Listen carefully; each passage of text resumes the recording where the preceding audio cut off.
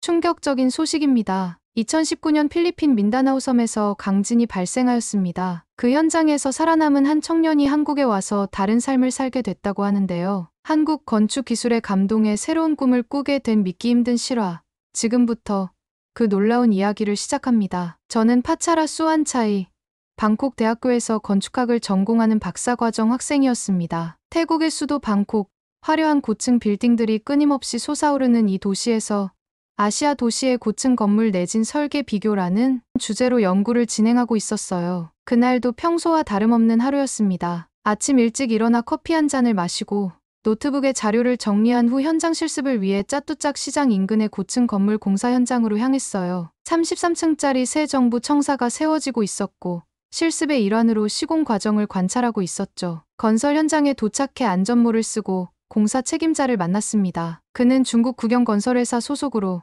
친절하게 현장을 안내해 주었어요. 오늘은 28층 콘크리트 타설 작업을 볼 수 있을 거예요. 책임자의 안내에 따라 엘리베이터를 타고 올라갔습니다. 높은 곳에서 바라본 방콕의 모습은 언제나 가슴을 뛰게 했어요. 하지만 그날은 왠지 모를 불안감이 있었습니다. 작업자들이 콘크리트를 붓는 모습을 관찰하던 중 문득 기둥의 두께가 설계도면보다 얇아 보인다는 생각이 들었어요. 메모장에 의문점을 적어두고 계속 관찰했습니다. 철근의 배치도 다소 엉성해 보였고 작업자들의 움직임도 서두르는 듯했어요. 학생의 입장에서 직접적인 지적은 할 수 없었지만 나중에 교수님께 여쭤봐야겠다고 생각했죠. 점심시간이 되어 현장 사무실에서 도시락을 먹고 있었습니다. 창밖으로 보이는 방콕의 스카이라인을 바라보며 이 도시의 급속한 발전과 함께 안전에 대한 우려도 커지고 있다는 생각이 들었어요. 태국은 지진이 거의 없는 나라지만 고층 건물이 늘어나면서 내진 설계의 중요성이 높아지고 있었거든요. 식사를 마치고 다시 현장으로 향했습니다. 오후에는 28층 바닥 작업을 관찰할 예정이었어요. 노트북을 꺼내 아침에 찍은 사진들을 정리하고 있었죠. 그때였습니다. 처음에는 미세한 진동으로 시작됐어요. 컵 속의 물이 살짝 흔들렸고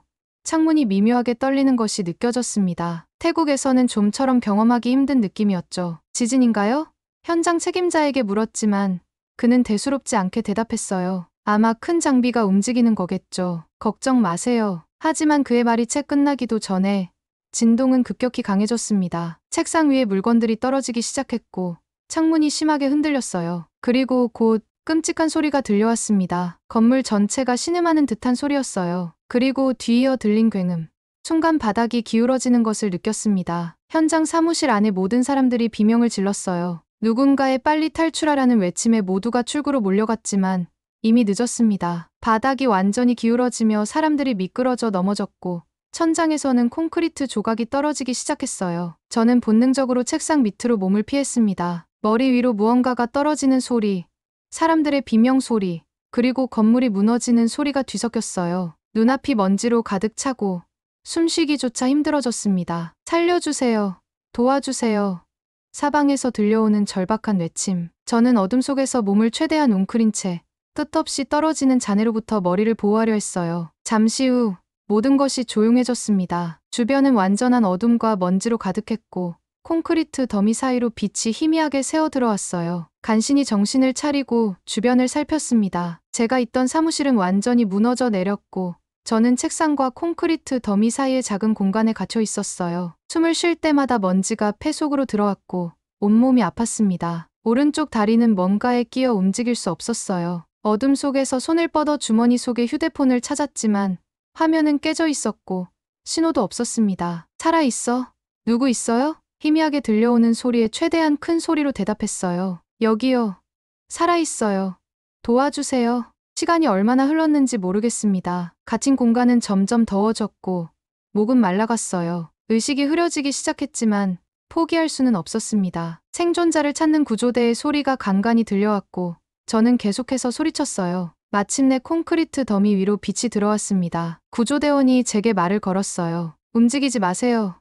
지금 구조하겠습니다. 몇 시간에 걸친 구조 작업 끝에 마침내 저는 잔해 속에서 꺼내졌습니다. 눈부신 햇빛이 눈을 찔렀고 주변에는 수많은 구급차와 소방차, 경찰차가 서 있었어요. 담요를 덮은 채 들것에 실려 구급차로 옮겨졌습니다. 구급차 안에서 창밖을 바라보았을 때 비로소 재앙의 규모를 알 수 있었어요. 33층 건물은 완전히 무너져 거대한 잔해 더미가 되어 있었고 주변에는 수많은 구조대원들이 생존자를 찾고 있었습니다. 다른 건물들은 어때요? 간신히 목소리를 내어 구급대원에게 물었어요. 다른 건물들은 괜찮아요. 이 건물만 무너졌어요. 그 말을 듣는 순간 의식이 흐려졌습니다. 다음에 눈을 떴을 때는 병원 침대 위였어요. 병원 침대에서 눈을 떴을 때 처음 본 것은 천장의 형광등이었습니다. 온몸이 아팠고 오른쪽 다리는 깁스를 하고 있었어요. 부모님이 걱정스러운 표정으로 침대 옆에 앉아 계셨습니다. 파차라, 정신이 들었니? 의사를 부를게. 어머니의 떨리는 목소리가 들렸어요. 의사가 와서 간단한 검사를 했고 다행히 생명에는 지장이 없다고 했습니다. 다리 골절과 몇 군데 타박상, 그리고 가벼운 뇌진탕이 있다고 했어요. 얼마나 시간이 지났어요? 겨우 목소리를 내어 물었습니다. 사흘 동안 의식이 없었어. 정말 걱정했단다. 아버지의 대답에 놀랐어요. 사흘이나 의식불명 상태였다니. 침대 옆 탁자 위에는 신문과 태블릿이 놓여 있었고 병실 텔레비전에서는 뉴스가 나오고 있었습니다. 뉴스 앵커의 말에 정신이 번쩍 들었어요. 병실 내 모든 사람의 시선이 TV로 향했습니다. 아버지가 태블릿을 건네주었어요. 여러 언론 보도를 통해 상황을 파악할 수 있었습니다. 미얀마에서 대규모 지진이 발생했고 그 여파가 태국까지 미쳤다는 것, 그리고 방콕 내 수많은 고층 건물 중 제가 있던 건물만 무너졌다는 충격적인 사실. 이어진 뉴스에서는 더 충격적인 내용이 보도되었어요. 예비조사 결과 해당 건물의 시공사인 중국 국영기업 C사는 설계와 다르게 철근을 30% 적게 사용했으며 콘크리트의 품 기준에 미치지 못했던 것으로 드러났습니다. 또한 내진 설계가 제대로 적용되지 않았고 예산 절감을 위해 주요 구조부의 두께를 줄인 정황도 포착되었습니다. 뉴스를 보면서 분노가 치밀어 올랐습니다. 그날 제가 느꼈던 불안감은 직감이 아니라 실제 문제였던 거예요. 만약 시공사가 제대로 건물을 지었다면 그 정도 지진에 건물이 무너지지 않았을 거란 생각이 들었습니다. 병원에서 일주일을 보낸 후 퇴원했어요. 하지만 마음의 상처는 쉽게 치유되지 않았습니다. 밤마다 악몽에 시달렸고 높은 건물에 들어가는 것만으로도 공포를 느꼈어요. 학교에 돌아가 교수님을 만났을 때 연구 방향을 바꾸고 싶다고 말씀드렸습니다. 내진 설계와 건물 안전성에 대해 더 깊이 연구하고 싶습니다. 이런 비극이 다시는 일어나지 않도록 하는데 기여하고 싶어요. 교수님은 이해해 주셨고 저는 새로운 결심을 안고 연구를 시작했답니다. 사고 후 저는 완전히 다른 사람이 되어 있었습니다. 연구실에 틀어박혀 세계 각국의 내진 설계 기준과 사례를 비교 분석했고 특히 지진이 잦은 일본의 사례에 주목했어요. 다리 부상은 점차 나아졌지만 저는 여전히 높은 건물에 들어가면 불안감을 느꼈습니다. 어느 날 우연히 국제토목공학 저널에서 한 논문을 발견했어요. 차나칼레 대교, 트리키의 대지진을 견뎌낸 현수교라는 제목이었습니다. 호기심에 논문을 열어보았고 그 내용에 완전히 빠져버렸습니다. 터키와 그리스 사이의 지진대에 위치한 차나칼레 해협에 건설된 이 다리는 2023년 트리키의 대지진 당시 진앙지에서 약 1000km 떨어져 있었음에도 전혀 손상 없이 견뎌냈다고 했습니다. 이는 저와 비슷한 상황이었어요. 방콕도 미얀마 지진 진앙지에서 약 1000km 떨어져 있었으니까요. 하지만 결과는 정반대였습니다. 제가 있던 건물은 완전히 무너졌지만 차나칼레 대교는 끄떡없었어요. 더 놀라운 것은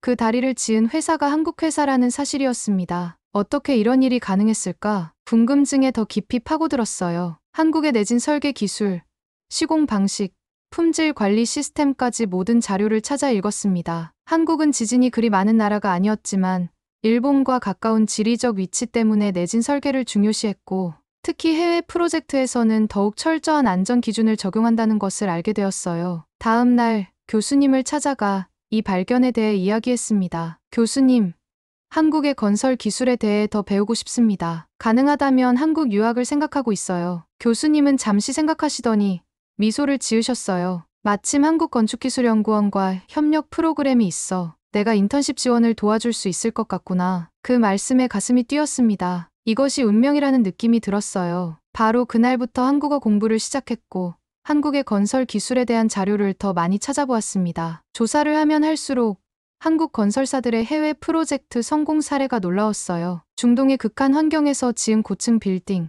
아프리카의 열악한 조건에서 완성한 교량, 지진 위험이 높은 지역에서 안전하게 운영되는 플랜트 시설까지 그들의 기술력과 안전에 대한 철학이 저를 감동시켰습니다. 한국 건설사들이 세계 시장에서 인정받는 이유는 단순히 저렴한 가격이 아니라 안전과 품질에 대한 헌신이었어요. 이런 사실을 알게 될수록 제 결심은 더욱 굳어졌답니다. 교수님의 도움으로 한국건축기술연구원의 인턴십 프로그램에 지원했고 다행히 합격했습니다. 6개월 동안의 인턴십이었지만 저에게는 인생을 바꿀 기회였어요. 출국 전날 사고 현장을 마지막으로 방문했습니다. 이제는 잔해가 모두 치워지고 빈 공터만 남아 있었어요. 그곳에서 잠시 묵념을 하며 이번 기회를 통해 꼭 더 안전한 건물을 만드는 데 기여하겠다고 다짐했습니다. 2024년 4월 저는 처음으로 한국 땅을 밟았어요. 인천공항에서 서울로 향하는 기차 안에서 창밖으로 보이는 수많은 고층 빌딩들이 인상적이었습니다. 특히 눈에 띄었던 것은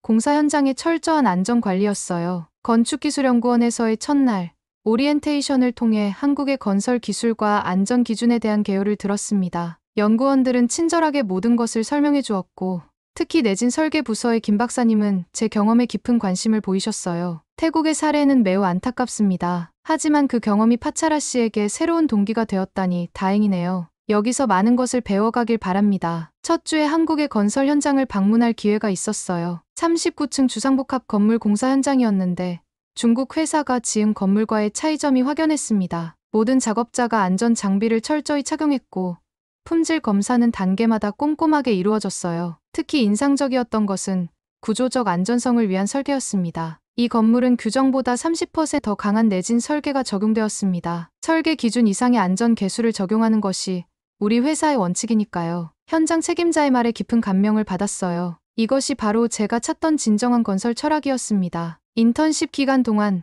저는 한국의 내진 설계 기술을 집중적으로 배웠어요. 초고층 빌딩의 구조적 안정성, 집안 조사 방법, 재난 대응 시스템까지 모든 것이 새롭고 흥미로웠습니다. 한국어도 열심히 공부했고 몇 개월 후에는 간단한 대화가 가능해졌어요. 인턴십이 끝나갈 무렵 김 박사님이 저를 사무실로 불렀습니다. 파차라 씨, 당신의 열정과 능력이 인상적이었습니다. 우리 연구원에서 박사과정을 계속하면서 연구원으로 일할 생각은 없나요? 그 말에 가슴이 뛰었어요. 이것은 꿈만 같은 제안이었습니다. 주저없이 수락했고 방콕 대학교와의 협의를 통해 한국에서 학위를 계속할 수 있게 되었어요. 이렇게 저희 새 삶이 시작되었답니다. 한국에서의 생활에 적응될 때쯤 태국 공영방송에서 연락이 왔습니다. 특집 다큐멘터리를 제작한다며 인터뷰를 요청했어요. 처음에는 망설였습니다. 그 사고의 기억은 여전히 아픔으로 남아있었거든요. 하지만 많은 사람들에게 건축 안전의 중요성을 알릴 수 있는 기회라 생각하고 응했어요. 인터뷰 날 화상으로 태국 기자와 이야기했습니다. 사고 당시의 경험, 생존 과정, 그리고 한국으로 오게 된 계기까지 솔직하게 이야기했어요. 파차라 씨, 왜 하필 한국을 선택하셨나요?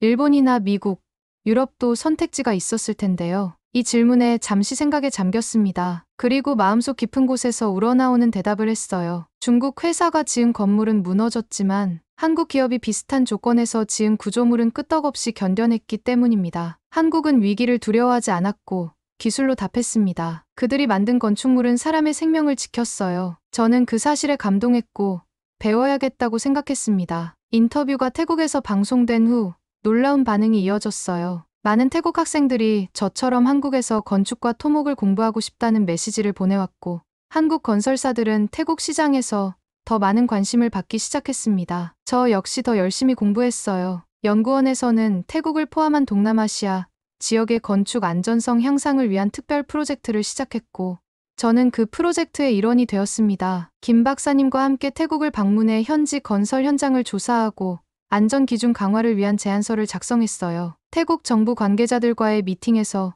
한국의 건설 안전 시스템을 소개하는 기회도 가졌습니다. 그 과정에서 깨달은 것이 있었어요. 단순히 기술만 배우는 것이 아니라 안전을 최우선으로 생각하는 문화와 철학을 배우고 있다는 것. 그리고 이것이 바로 한국 건설 기술의 진정한 강점이라는 사실이었습니다. 연구실로 돌아온 후 저는 동남아시아 지역 건축물의 내진 설계 강화 방안이라는 주제로 논문을 쓰기 시작했어요. 이 논문을 통해 저의 경험과 한국에서 배운 지식을 결합해 태국과 같은 국가들이 더 안전한 건물을 지을 수 있는 방안을 제시하고 싶었습니다. 밤늦게까지 연구실에서 작업하던 어느 날 창밖으로 서울의 야경을 바라보았어요. 반짝이는 불빛들 사이로 높이 솟은 건물들, 그리고 그 건물들 사이를 오가는 사람들. 문득 이런 생각이 들었습니다. 이 모든 사람들은 이 건물들이 안전하다고 믿고 있어. 그리고 그 신뢰를 지키는 것이 바로 우리 엔지니어들의 책임이야. 그 순간 제 직업의 진정한 의미를 깨달았어요. 저희가 하는 일은 단순히 건물을 짓는 게 아니라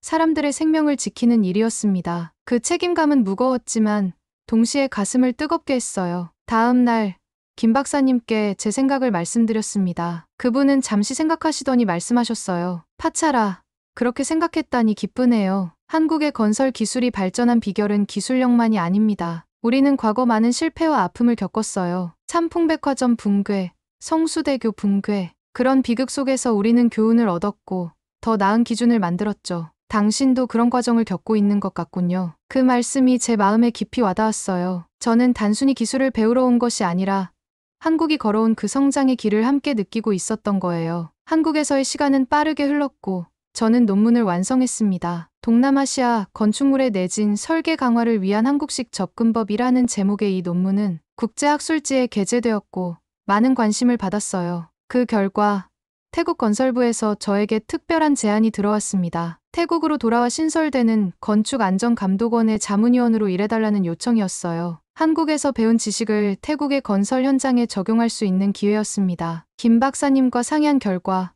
한국에서의 연구를 계속하면서도 태국의 자문위원 역할을 병행하기로 했어요. 이런 국제적 협력이야말로 제가 꿈꾸던 바였으니까요. 태국으로 출장을 간 첫날, 현장 책임자는 저를 반갑게 맞이했어요. 그는 한국에서 온 성민 부장이었습니다. 파차라 박사님의 이야기는 이미 들었습니다. 당신의 경험이 이 프로젝트에 큰 도움이 될 거예요. 현장을 둘러보며 한국의 건설 기술이 태국에 적용되는 모습을 보니 가슴이 뭉클했어요. 철근의 배치, 콘크리트의 품질 관리, 작업자들의 안전 수칙 준수까지 모든 과정이 철저하게 이루어지고 있었습니다. 성민 부장의 말에 깊이 공감했어요. 이것이 바로 제가 꿈꾸던 변화의 시작이었습니다. 태국 체류 기간 동안 현지 대학에서 특강도 진행했어요. 학생들에게 한국의 건설 기술과 안전 철학에 대해 이야기했고 제 경험을 나누었습니다. 강의가 끝난 후 한 학생이 다가와 물었어요. 한국에서 가장 중요하게 배운 것은 무엇인가요? 잠시 생각한 후 대답했습니다. 기술보다 더 중요한 것은 책임감입니다. 우리가 짓는 건물 하나하나가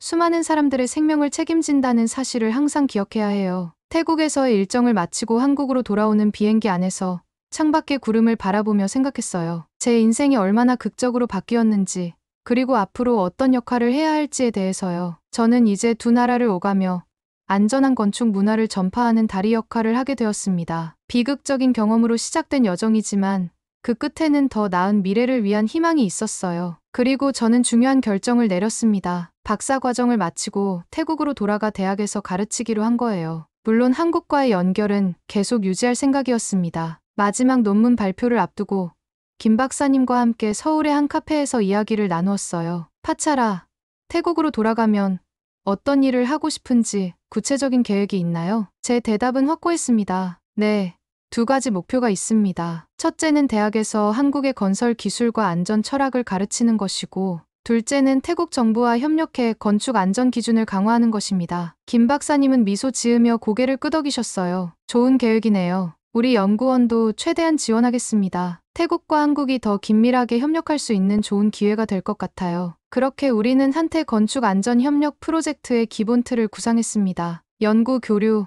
학생 교환 프로그램, 공동 기술 개발까지 포함된 큰 그림이었어요. 박사 논문 발표는 성공적이었고 졸업식에는 태국에서 부모님도 오셨습니다. 자랑스러운 표정으로 저를 바라보시는 부모님의 모습에 가슴이 뭉클했어요. 졸업 후 마지막으로 한국의 여러 건설 현장을 방문했습니다. 그동안 제가 연구했던 내진 설계가 실제로 적용된 건물들을 보니 더욱 뿌듯했어요. 특히 인상적이었던 것은 서울 외곽에 지어진 새 아파트 단지였습니다. 이 지역은 2016년 지진을 경험했기 때문에 우리는 특별히 강화된 내진 설계를 적용했습니다. 건물의 기초부터 구조체까지 모든 것이 지진에 대비되어 있죠. 현장 책임자의 설명을 들으며 다시 한번 한국 건설 기술의 철학을 느낄 수 있었어요. 한국을 떠나기 전날 저녁, 연구원 동료들이 송별회를 열어주었습니다. 김 박사님은 특별한 선물을 주셨어요. 한국 전통 건축의 상징인 다포 모형이었습니다. 이것은 무거운 지붕을 여러 개의 작은 기둥이 나누어 지탱하는 구조예요. 혼자서 모든 것을 감당하려 하지 말고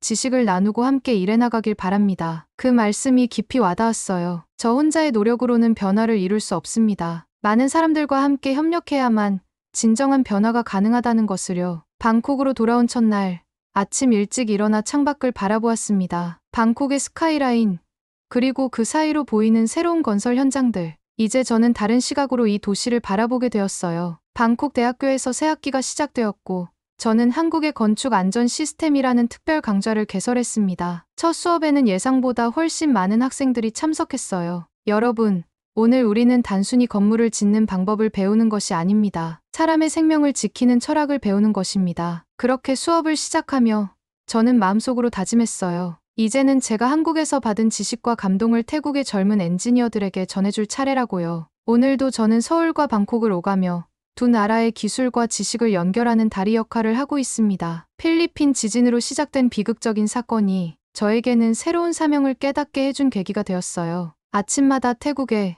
그리고 더 넓게는 아시아의 안전한 건축 미래를 위해 오늘도 설계도를 그려나갑니다. 그리고 늘 마음속으로 되새깁니다. 이제는 한국처럼 짓겠습니다. 오늘 사연 어떻게 들으셨나요? 위기 상황에서도 안전을 지키는 한국 건축 기술의 우수성과 생명을 존중하는 철학이 전 세계의 희망이 되었습니다. 오늘 사연에 대한 여러분의 생각을 댓글로 남겨주세요. 감동뭉클에서는 여러분의 소중한 마음을 모아 사연 주인공들에게 전해드리고 있습니다. 여러분 주변에 감동적이거나 재미있는 실제 사연들을 제보받고 있으니 언제든 저희 공식 메일로 제보해주세요. 오늘 들려드린 사연에 공감하셨다면 구독과 좋아요 눌러주시고 주변 분들과도 공유해주세요. 여러분의 작은 관심과 응원이 더욱 좋은 콘텐츠를 만드는 데 큰 힘이 됩니다. 오늘도 여러분의 하루의 작은 즐거움이라도 되었기를 바라며 지금까지 감동뭉클이었습니다. 끝까지 시청해주셔서 감사합니다. 다음에 더 감동적인 사연으로 찾아뵙겠습니다.